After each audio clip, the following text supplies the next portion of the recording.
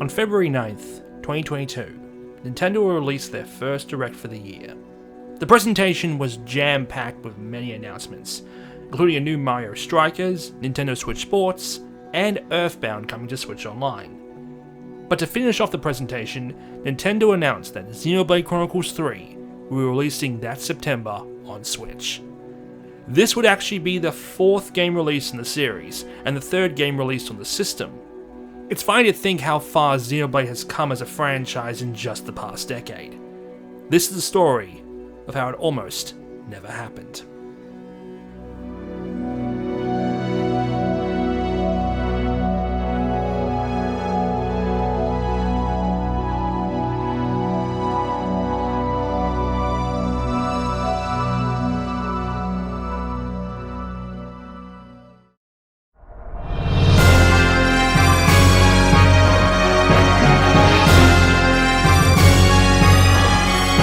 In 1999, following the release of Xenogears on PS1, the game's director Tetsuya Takahashi was feeling dissatisfied with the direction Squaresoft was headed.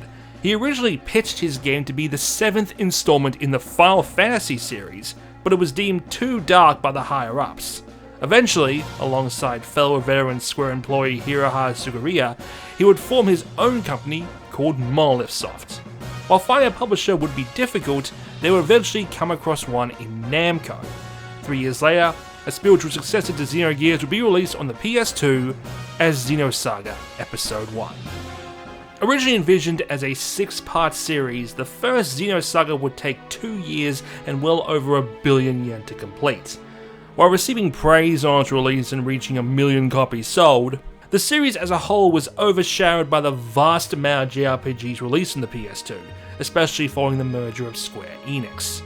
As development on the series continued, Takahashi would hand over the project to up-and-coming members of the studio like Koharai and Nobuhiko Yunosaka, who would direct and write the third episode respectively, which ultimately ended up being the final part of the series. While the first game sold well, neither of its sequels would reach the same number, barely selling half. During an Iwata Asks in 2015 discussing Xenoblade Chronicles 3D, Takahashi would express disappointment with how Xenosaga was received and felt the series had underperformed. While the partnership would start off fruitful, changes in Namco's upper management would strain the relationship, and they weren't willing to take the risks associated with titles like Xenosaga anymore. It was in 2006 that Namco would merge with Bandai, and it was around that time that Monolith Soft would receive some consultation from a man called Shinji Hatano, who just so happened to be an executive at Nintendo. A year later, Monolith Soft had broken away from Namco Bandai and become a subsidiary of Nintendo, with them purchasing 80% of the company's stock. The first game developed under this new partnership was Soma Bringer, a DS RPG that never saw a release outside Japan. The first game intended to be released outside their own country would come later that year on the brand new Wii. Disaster Day of Crisis was certainly out of Monolith Soft's comfort zone, and sadly, unlike the game itself, didn't set the world on fire. And while it did see a release in Europe and Australia, its US release was cancelled, with Nintendo America hotshot Reggie Fils-amie even slagging it publicly in the press.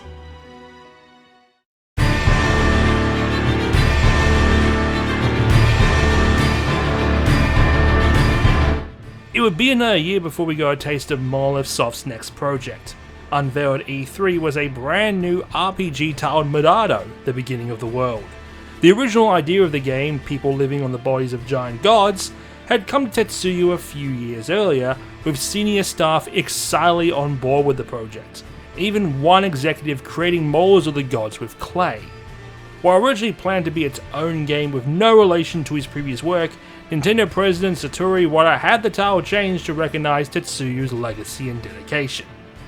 The original release day in Japan wouldn't be known until early 2010, when it was confirmed alongside another JRPG, The Last Story, which was developed by another Square veteran, Final Fantasy creator Hironobu Sakaguchi, and his new studio, Mistwalker.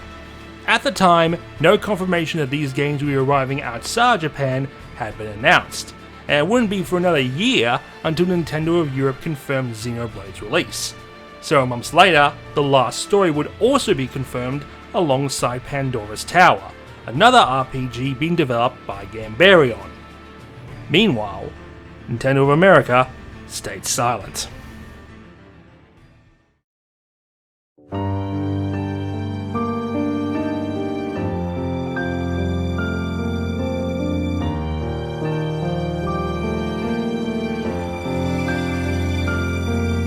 These three titles looked to be just the latest games NOA were not willing to touch, and would join Fatal Frame 4, Captain Rainbow, and the most significant one of all, Mother 3, in the pile of games never to be seen by US audiences. But, much like with the Earthbound sequel, fans weren't going to take it lying down. On the 22nd of June 2011, a post appeared in IGN's Nintendo Wii forum discussing a mail campaign to bring all three games to the US. Hosted by the Mighty Me, real name Tyson Gifford, this campaign will be called Operation Rainfall. Speaking with co-owner Steve Baltimore, the name came around as this small group of 6 organizers felt the Wii had a drought of core titles, not just JRPG games. It was during this initial campaign that a random user hopped onto Photoshop one morning and designed a logo for the burgeoning campaign. Inspired by Final Fantasy logos with even Operation Rainfall translated into Japanese, this work would be picked up by the campaign as its official logo. I know this because it was me. I will admit it was far from my best work. I'd only been using Photoshop for a few years at that point, but I felt like I was contributing in some small way. As a campaign started making headlines across the internet, Nintendo would actually take notice, and proceed to do one of the most bizarre, stupidest, and outright cruel things they could possibly do. They got people's hopes up. For whatever reason, Nintendo declared there would be an update in the near future about the 3 games, only for them to pull the rug from under everyone and announce, "Never say never, but right now we have no plans." Despite fully knowing how desired these games were, Nintendo America still refused to budge, and it almost looked like they were actively trying to sabotage the games. After using all their presence at that year's E3 to push the upcoming Wii U, it's been reported that Nintendo of Europe were wanting to present Xenoblade on the show floor themselves, but NOA stopped them in their tracks. As the year carried on, the team at Rainfall continued their campaign with almost 50 volunteers at its peak. In October, Reggie would even take over the official Nintendo Twitter account to answer questions, only to be completely bombarded with demands to release the games. Naturally, these posts were ignored by Reggie in a PR move gone sour. Meanwhile, US fans could only look on in envy as Europe was rolling out the VIP treatment for these games, with full collector's editions announced for all of them. Even Club Nintendo got in on the craze with a special coin set for the games. "We were happy they were getting all 3 games and those collector's editions," says Steve. "In fact, we felt that Europe getting a localized release would greatly increase the odds of the games being localized here in North America." Thankfully, nearing the end of 2011, this story has a happy ending.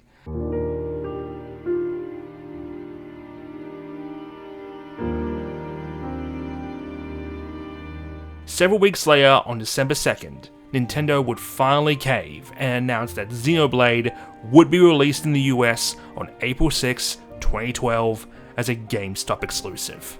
"We were just elated," said Steve.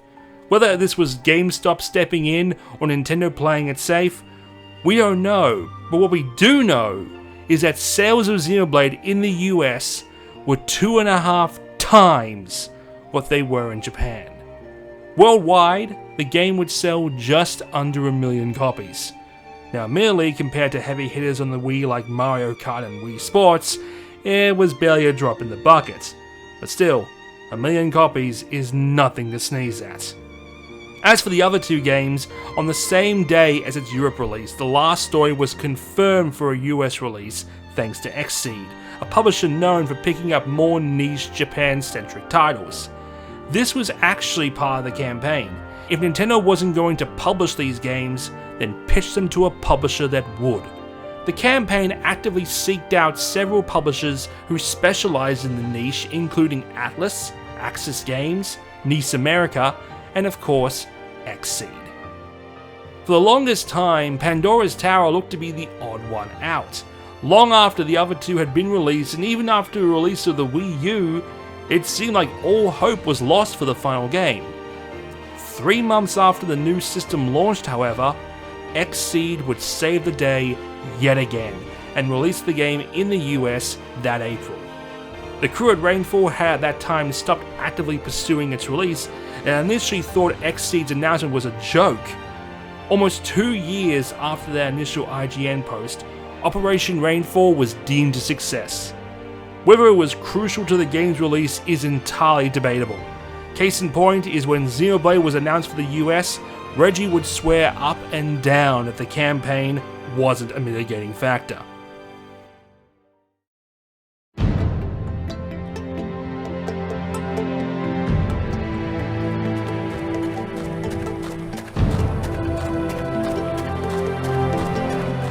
The January 2013 Nintendo Direct would end up being a smorgasbord of some of the biggest announcements for the system, including Yarn Yoshi, Shin Megami Tensei vs. Fire Emblem, and the first details of the next Zelda game, which would eventually become Breath of the Wild, as well as Wind Waker HD announced. But, at the very end, the first trailer for Monolith Soft's new project was shown off. While looking a lot like Xenoblade, the project was only known as X for the longest time before finally being called Xenoblade X a year later. The game would be released in 2015 on the Wii U, June in Japan, and November for every other region, including America. No writing campaign needed this time. 2 years between the announcement and release of Xenoblade Chronicles X would also see Shulk announced for Smash Bros., as well as the original game receiving a port exclusively on the new Nintendo 3DS. Steve mentions how it was completely unexpected to see the game re-released for the new 3DS back in 2015. There is no greater feeling than to continue seeing the Xenoblade Chronicles franchise succeed with successive re-releases and new entries in the series. While both games were well received, neither of them were able to reach the sales of the original. But this could be more attributed to the systems they were released on. Despite that, Xenoblade 2 would be announced in 2017 for the Switch, releasing during the system's first stellar year, selling just over 2 million copies, with a definitive edition of the original game released in 2020, complete with a brand new epilogue, and now the latest installment set for release later this year. And with the sequel to Breath of the Wild now delayed to 2023, it looks like Nintendo is putting more faith behind Xenoblade than ever before. I think it's safe to say that any fears Nintendo had with the franchise have been entirely quashed. When we asked Steve if Nintendo had been wrong when it came to Xenoblade, he answered, "I don't think that saying Nintendo was wrong is the correct thing to say here. It is more that Nintendo simply miscalculated how many people wanted these type of games here in North America for the Wii. Everyone loves Super Mario Galaxy and the Metroid Prime trilogy, and Nintendo knows that because they have been making those games and selling those games for decades in North America. Xenoblade, The Last Story, and Pandora's Tower aren't like those core Nintendo franchises that have been proven to sell well in the past. Thanks to our campaign, we showed Nintendo that those games will sell here as well on their console." After successfully completing their campaign, the original Operation Rainfall ceased to be and will instead become a brand new website now known as Op Rainfall, which still operates to this day with Steve at the helm, shining a light on lesser known titles, especially ones from Japan. While Xenoblade has received all the love and appreciation in the last 10 years, the other two have been neglected with no sequels or remasters in sight. Sakaguchi has expressed a disinterest in remastering anything made by Mistwalker and would rather work on new ideas, and Gambarion has seemingly gone back to working on Shonen Jump titles once again. Steve mentions, every time we post about a remaster for The Last Story, it gets a lot of social media attention. That's something I would personally love to see as well. The game would be so much better on modern hardware since it pushed the Wii's hardware to the limit. Pandora's Tower would be a great remaster as well. I think it would do much better without the tacked-on motion controls and would of course run more smoothly on modern platforms. Looking back over the last decade, I have to ask, has Nintendo changed, or at the very least improved? Well, the Switch finally ended Nintendo's long reign on regional lockout. No longer will people have to hack their systems just to play imports. They published much more niche titles from smaller studios on the eShop like Good Job and The Stretchers, helped save Bayonetta, which is now an exclusive to them, and even remake Famicom Detective Club, a cult classic visual novel series that naturally never saw a release outside Japan until now. The improvement is massive, commented Steve. There are games of all types, from the most family-friendly indies to the very ecchi Japanese RPGs that people can buy. I would safely say that Nintendo is running the most open console platform right now for creators who want to make what their heart desires and to get it out to the world. While it's certainly amazing to see these 3 niche games released worldwide, if you ask any Nintendo fan what would be their #1 game to be localized, chances are most would answer Mother 3. Steve still holds out hope that someday the game will be released worldwide, pointing out the release of Fire Emblem, Shadow Dragon and the Blade of Light in 2020. That is nearly a 30-year gap for a game that almost no one had heard of previously, despite the franchise's growing popularity. Who is to say that Nintendo would not look next to the Mother franchise and bring it to North America next?